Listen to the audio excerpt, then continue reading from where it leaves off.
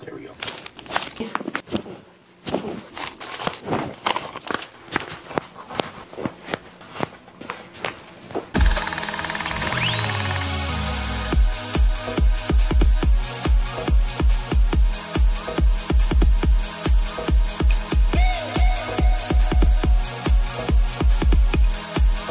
How's it going, everybody? I'm Dr. John Clayton, your Layton Chiropractor here in Utah at Supra Chiropractic. In today's video, I want to address the topic of how far or how deep should we work into an issue.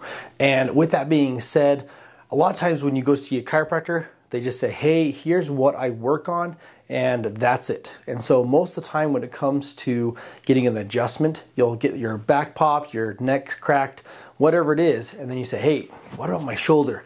What's going on with that? And they go, I don't know. And so to me, I never wanted to be that chiropractor. And so in today's video, we're going to be addressing a shoulder issue, but going through a lot of the muscles that incorporate into the shoulder. And I think you'd be surprised by how many muscles actually do work into a shoulder issue for this patient. So hope you guys enjoy the video, and we'll catch you at the end. All right, so one of the first things I want to address in our video here is a lot of people that come in to see me, if they're very, very tight or they have a lot of muscle tightness, pain associated with muscle stuff, is they say, should I get an adjustment first or should I go see a massage therapist first? What is the best way?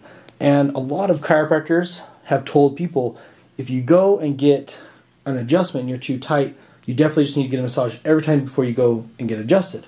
And to me, I look at it a little bit differently. I would rather have someone go and get a massage and have the muscles relax after I've already adjusted the body, right? And the spine, the ribs, everything through whatever area we are working on.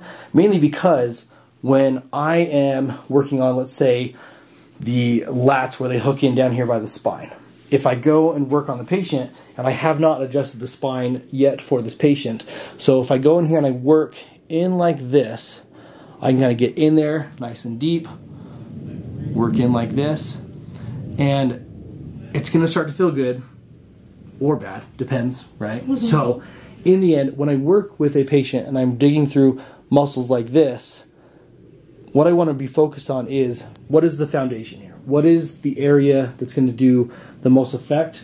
And I feel like if you're actually going to release a muscle, then you want to work on the foundation of what that muscle is. And that foundation is going to be the spine in a lot of these areas of the back here. So given that the spine is the foundation where muscles hook in on, if I get the foundation in place first, then the muscles will react according to that foundation and release quicker and more effectively. So that's the quick and dirty answer.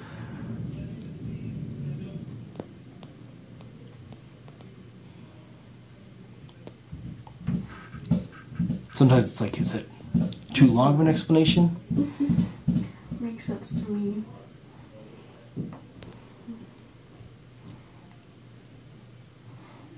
There are a few times, though, when I have had a patient that has been very, very tight, and then they do need a little bit of elbow grease, but it's not very common. So for me personally, when I work on areas, that's one of the reasons why I like to work out myself, is so I make sure I'm strong enough to adjust patients and allow their spine and their body to move. Then they can go get a massage. But then again too, we can go in and do stuff like this and just do the best of both worlds. So, and if the patient has a preference as well, we always take that into account. So if a patient says, I would rather go and have the massage or the deep tissue work like this done first, we'll do that. If they'd say, I'd rather have the adjustment than this, perfect. I'll do whatever it takes that way.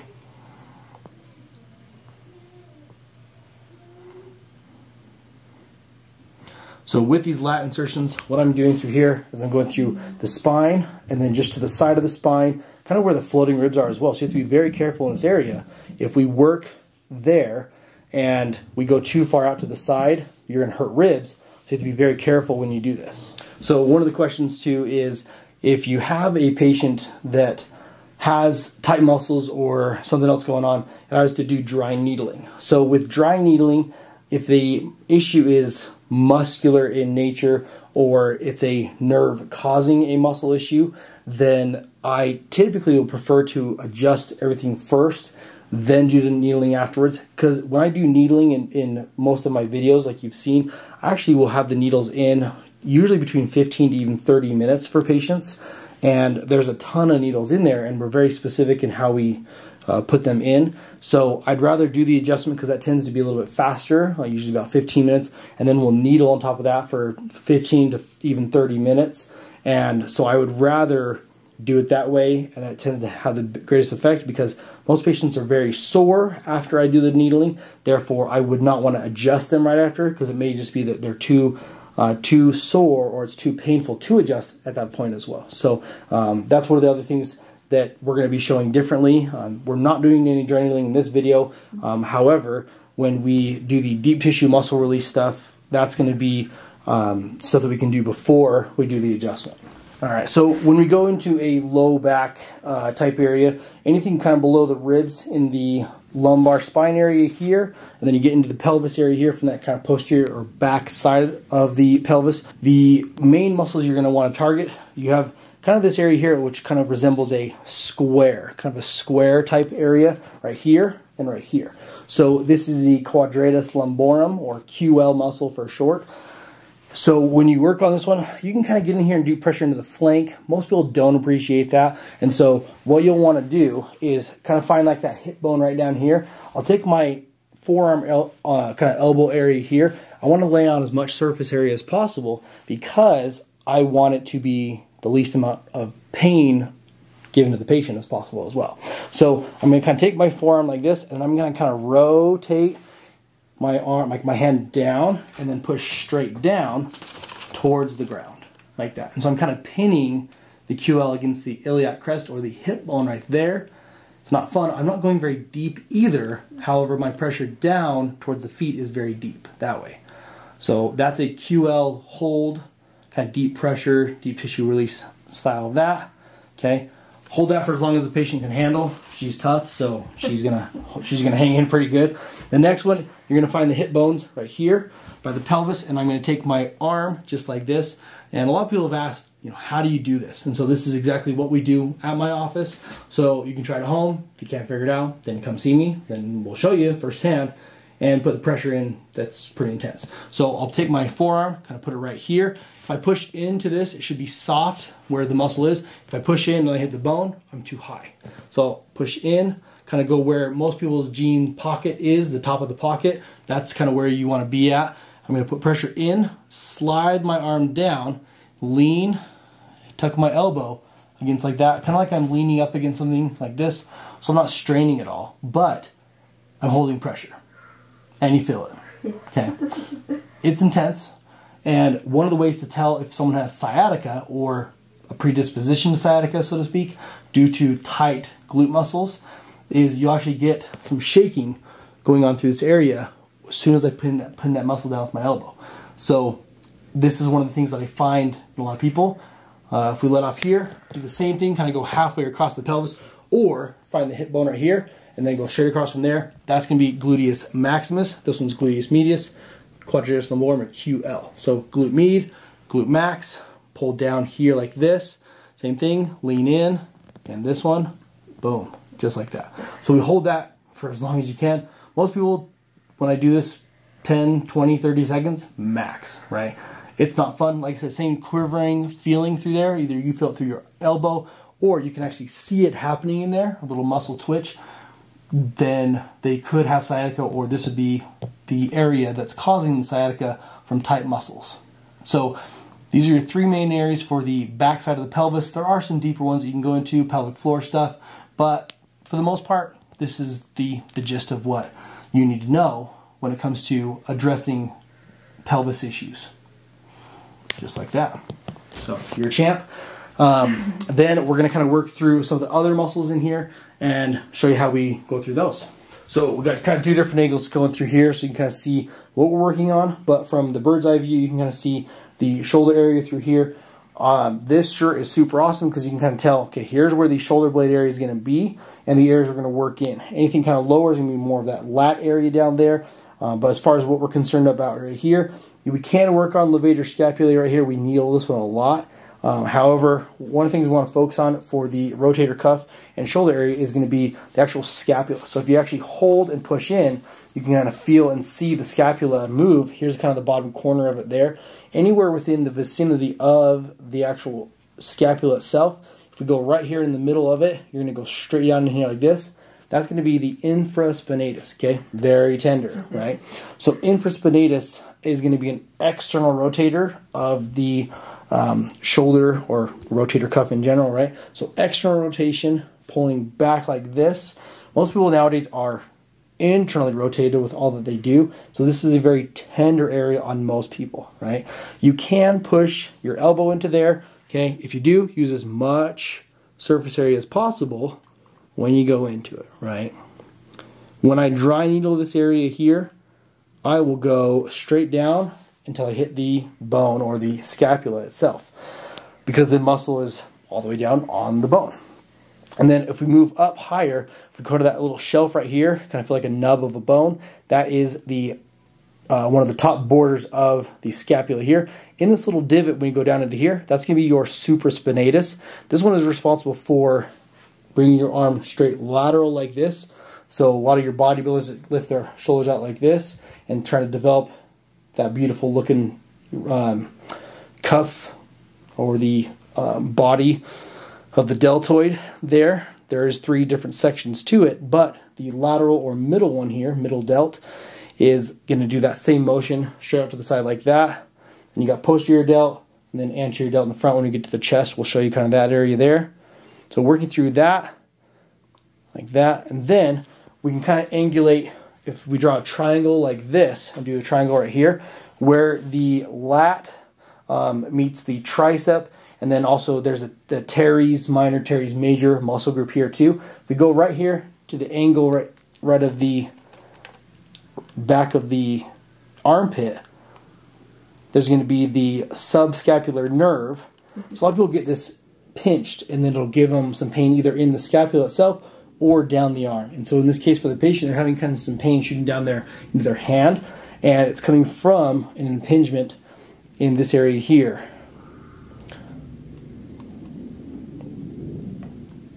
It's the triangle of death. So I'm just putting straight pressure down into the here. Feel any fingers go numb? A little bit. A little bit? Okay. Push any harder and they go all the way numb. So, okay. And then from this angle here, you can work on the lats back here if you'd really like to. Like I said, you can also work on traps up in here. On traps, just kind of do a pin like that. You don't even need to stretch it. They're usually tight enough. You can just kind of hold the muscle like that. Perfect. So that's going to be kind of our rotator cuff muscles from the back here. And these are a lot of the areas where I would dry needle. But however, today we're doing everything manual until we get to the front. So hopefully the goal is, now that everything's been smashed and worked out, deep tissue muscle release style, right? Should be easy to adjust. So deep breath in here, all the way out. Relax, we're going to twist. There are deep ones in there. Deep breath in here, all the way out. Deep breath in here, all the way out. Deep breath in here, all the way out.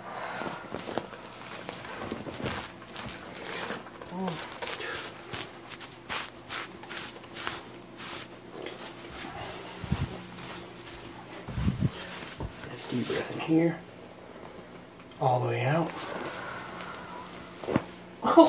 There's a deep one for you there. Little floater, floating rib there. Deep breath in here, all the way out. Oh, man. Finding all the good ones in there. Deep breath in, all the way out. Oh my goodness. Deep breath in, all the way out. Deep breath in, all the way out. Man. So most people wouldn't be able to take all that before getting adjusted, so trooper. No. Okay. See how the spine feels now. It's a little bit tender. A lot of it tender. A little bit. No, it's tender when your legs like lift up Yeah. and you push. Deep breath in here, all the way out.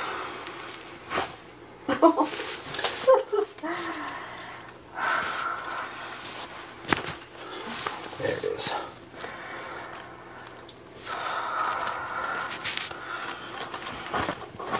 Oh my gosh. Let's kind of give you this view right here, the shoulders.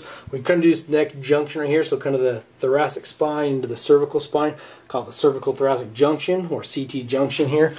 So we're going to kind of lay this hand right in here, deep breath in, all the way out. Let that relax.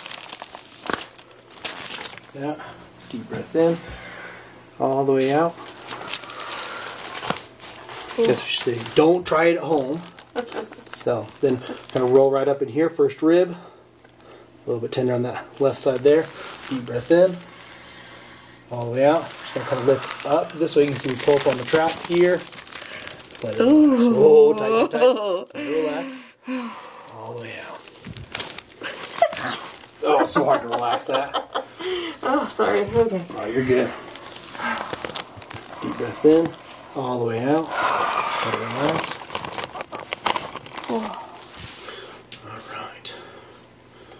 So when we work on lats, there's a couple different ways we can work them. Kind of worked on the insertion down here when we did it by the spine, but as we go up in here, it kind of crisscrosses up like this. We want to angle into the lat right here. So when we work on this, we're going to bring the arm above the head here, and then a lot of times with my female patients, because their chest is right in this area here, a lot of times I'll actually have them take their opposite hand and then just cover their chest area so they feel safe, so that they know that my arm is going to be laying here and then not my hand or nothing like this, and they can actually see my hand too as I'm doing it, so they know that nothing fishy is going to happen, right? So the last thing you want to do is have them close their eyes and they go, what's going on, right? So in the end too, most people, when I do this, it's very painful, so they know that they just want to get it over with as fast as possible. So with lat, you're going to follow the arm. If I have the arm up here, kind of above the ear like this, we're going to go down like this, and then we can only go about as far as like where the fingers are right here, because your rib cage is from that point right about here and lower. So I can't push straight down, or else I'm going to damage or hurt the rib cage. So basically from this area here, I got about 5 inches or so that I can work from here down to here, right? I'm going to lay, like I said, cover as much surface area as possible. I'm going to lay my arm right here, and if you don't know if you're on or not, just look at the person's face. That'll usually tell you, because they squint a little bit and it's painful. I'm holding this arm up like this as I push straight down. Okay, move to the next one. Go about 2 inches lower. So I'm going to kind of divide it into 3 different sections. Straight in like this. And then one more. Straight down one more. If I start feeling the ribs underneath my elbow, I'm too high. Straight in like that. Whew.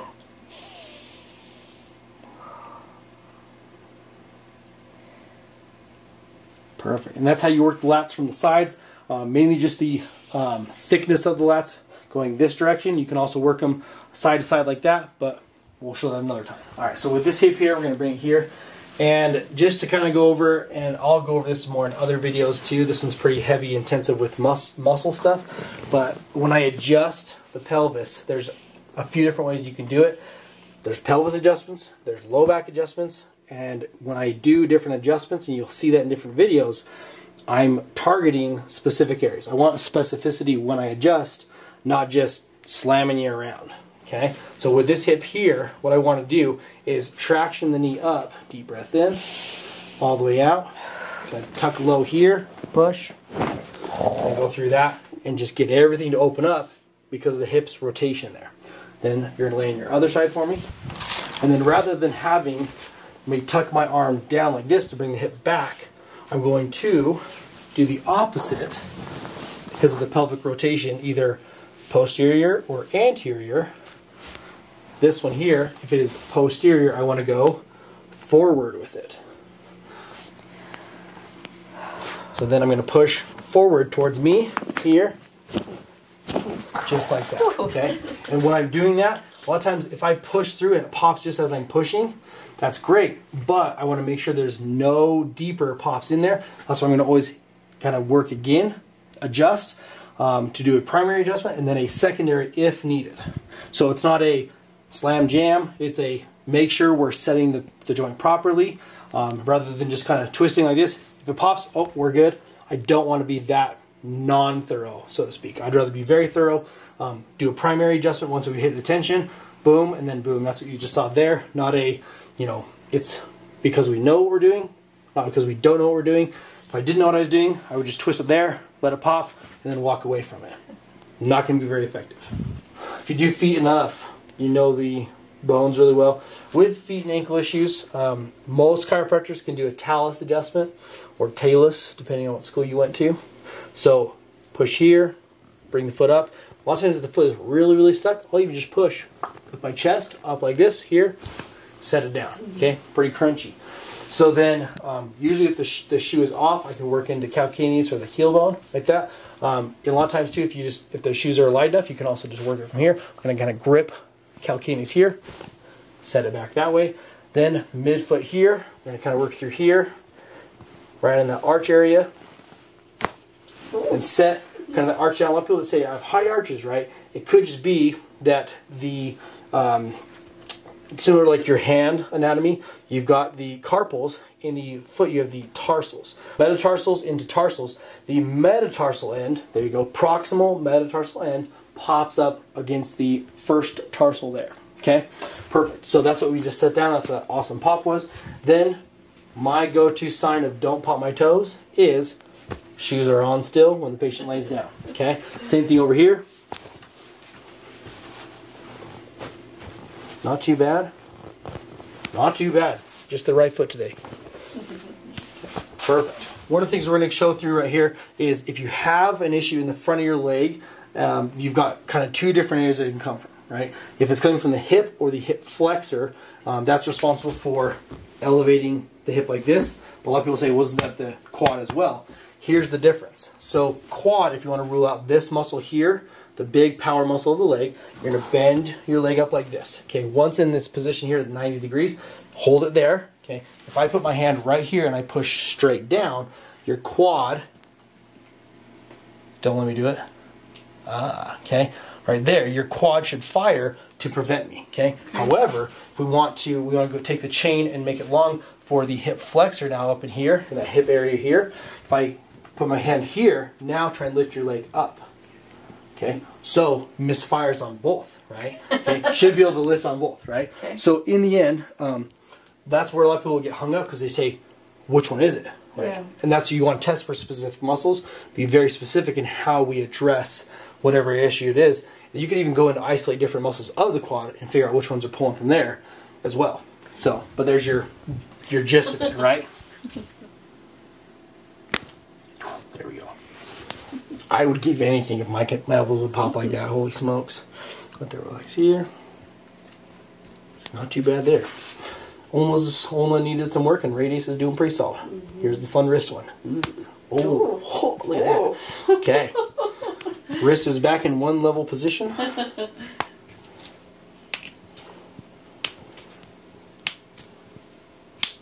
Perfect. 10 out of 10. Here. Oh, it just gave us it wanted it. A little freebie right there. That's how you know you're going towards the right position, I guess, right? If it starts to go for you. Mm-hmm. Let it relax. See if this one gives the same little pop. It's gonna make me work for it. Cool. Not today, man. Cool. Thumbs for days though.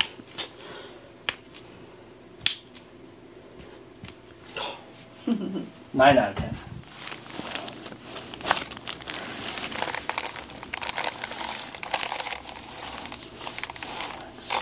Scoop right in there.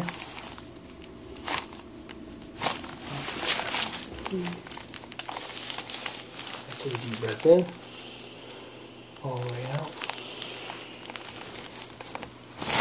There we go. A little bit of click. Probably didn't get on the microphone, but that was deep though. Right at the base of the skull. So I'll take it. And last thing through the adjustment area, patient's been experiencing some sinus issues, and so we want to go through, and this is not necessarily like a, through and through, we're going to fix the sinuses 100%. We're just going to go through and kind of open up by putting a little bit of some pressure through there. So we're going to use an activator. We're going to run through kind of above the sinus area here, and then below the eye here. And these are the same areas that you've seen me dry needle. So we're only putting about 7 pounds of pressure through as we click. So it's not a ton of pressure, but it's enough to kind of help start that sinus drainage. And then if we need to go in deeper, we can always do that with the needles. So last thing is we wrap up the shoulder region. One of the issues when we worked on the left shoulder is we have a lot of internal rotation of the shoulder, which you can say one of the primary internal rotators is going to be the pec muscles, right? So you have pec minor and you have pec major, right? In females, pec major is not an area that we work in typically due to the accumulation of breast tissue found in females, and so we can usually work about this much or about 2 inches of this area here before you hit too much of a sensitive area. And so if you go right below collarbone, here is pec minor, and then anything lower than about this width here, about 1 inch, you're going to be in pec major here. So the angulation of the fibers is this way. When I do any kind of scraping, I'm going to go with the fibers. I do not tend to do a lot of cross fiber work, and so just by adding pressure here, my bevel of the actual tool, I call it my ice cream scooper because I can scoop like this, like I'm going to Cold Stone Creamery. And so, which that sounds really good right now. So I go this way like this. I'm adding a little bit of pressure as I go through here. It is a very sensitive way to work this because we're just kind of working into the skin or the dermal layer. If I want to intensify this and do my final kind of work up on this, I'm going to have the patient take their hand, put it underneath the small of their back. What that's going to do is it's actually going to pull the shoulder more anterior, and then add, so you can see actually the pec minor starts to stretch there, and so it gets that much more intense as you work through, and it brings the muscle closer to the surface, so I can actually be more effective as I go through and I scrape. And if you can actually, I'll put my microphone next to it, you can actually hear a little bit of the grit, and you can see, you can feel the grit yourself, but you can actually see even in the tool as it runs over, it's kind of jumping in that section right there where all that issue is built up in the tendon as it goes into the humerus. And that's how you can scrape pec and do work for females when they're having issues in this, and still make sure that they feel comfortable with it as well. And there's that little attachment right there. Sorry, not fun. Perfect. And that's the final wrap up on shoulders. All right, well, I hope you guys enjoyed the video. Again, if you have not subscribed to this channel, be sure to subscribe and leave a like for this video. Again, when it comes to the shoulder and all the different things that go through there, you're able to see that we were able to tie in so many different muscles throughout the whole entire adjustment with this patient. And yes, that is not a normal adjustment that you saw for our patient. We do check the full body each time when I do see patients. However, when we go into the deep areas of the body, it's a different visit. It's one of the ones that I love to show on YouTube, just to show the depth of really how many things we can work on when it comes to a particular issue.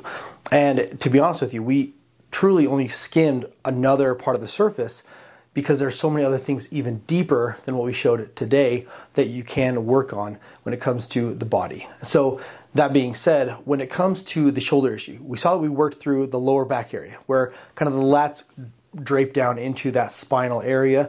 And a lot of people I've been seeing lately have that kind of that mid to lower back pain. It's that weird little junction point where it's not low back pain, but it's also not upper back pain.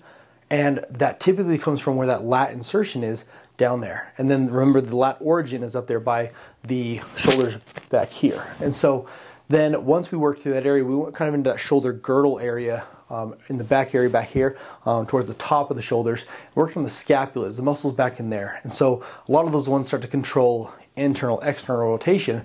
And when it comes to working on those ones, those are a little bit more tricky because those also are the rotator cuff muscles. So when you have a tear, when you have an injury in those muscles, it presents in the shoulder itself, the shoulder cuff. And so that's one of the things that we do test for, that I can look for, is if you come in and you have a rotator cuff tear or injury, I can help diagnose that, and then we can know, okay, do we need to get an MRI to further diagnose or to confirm the diagnosis for that problem. So again, there's so many ways we can dive into this and go deeper and deeper, and I think that's kind of where this video ended up taking off to, was we dove in and we said, okay, here's the different things we can work on, and then it was like, this problem can lead to this problem can lead to this. Here's all the other things that tie into these issues and how we address them. So we even got into the leg muscles, because we said, okay, we have a lat imbalance, so maybe there's a hip flexor and quad imbalance. So we worked on those and we addressed those. Then when it comes to the upper area towards the end, we said, okay, well, what issues are what other shoulder issues are you having? And it was, there's a lot of tension in the pec area group of the shoulder. And so it's not a common area that most women will express pain in unless there's a significant sport that they played. And in this case, the patient is a softball player previously who was a right-handed pitcher, but we had a left pec issue. And so when it comes to this, there's never a perfect method. And I myself, being a racket player, I play a lot of racquetball, any kind of racket sport I play, and I tend to have more issues, not on the right side where I'm right-handed, but also on, I guess more so on the left side, where I'm not dominantly, moving around, doing all that stuff. So you never know. You never know. It's not always the area that you think it is. It could be the opposite. So in the end, one of the coolest things that I love showing people is just how deep some of these things can go, and really, where is the issue coming from? And obviously you can tell in here, it wasn't necessarily an adjustment type issue to fix. We went into more of these soft tissue areas to address them from there. So when it comes to addressing a shoulder issue, there's so many other areas we want to jump into rather than just the bone itself. We don't want to just start with the bone. Yes, that is the foundation like we talked about in this video. However, when you work on an issue that has everything hooking in to the bone, that's where the real, I guess, curiosity can come from, is where is the issue? How do we address the issue? How do we fix the issue? And what other specialties out there do we need to also incorporate in this? And so that's really where I've tried to come in here and tie the pieces together as far as chiropractic goes. Because if it's something I don't address, let me get you to that person who can address it. And that way we can help people ultimately to get better. And if I know the answer, great. If I don't know the answer, let's get you the answer. And so that's why I think a lot of people have reached out to me from YouTube, from social media, is they just want answers. They want to figure out what's going on. And like I said, I don't know the answers to everything. There's a little clip in the video too where you saw, I'm not perfect either. I'm not the smartest person out there. I wish I was, but I am not, and I will admit I am human. So in the end, when it comes down to it, I will do my very best to help you figure out what's going on, figure out what's going on in your body, it's causing you pain, anything that's going to help you further in the future, whether it's posture, breathing, anything like that we can help you with, that's my goal. And so in the end, that's why I love my job. I love showing you guys what I do, and that's why I became a chiropractor. So again, I am Dr. John Clayton, your Layton chiropractor here in Utah at Supra Chiropractic. Hope you guys enjoyed the video. I'm going to leave you how I always leave you. We're at Supra Chiropractic. We've got your back and everything else, and we'll see you in the next video.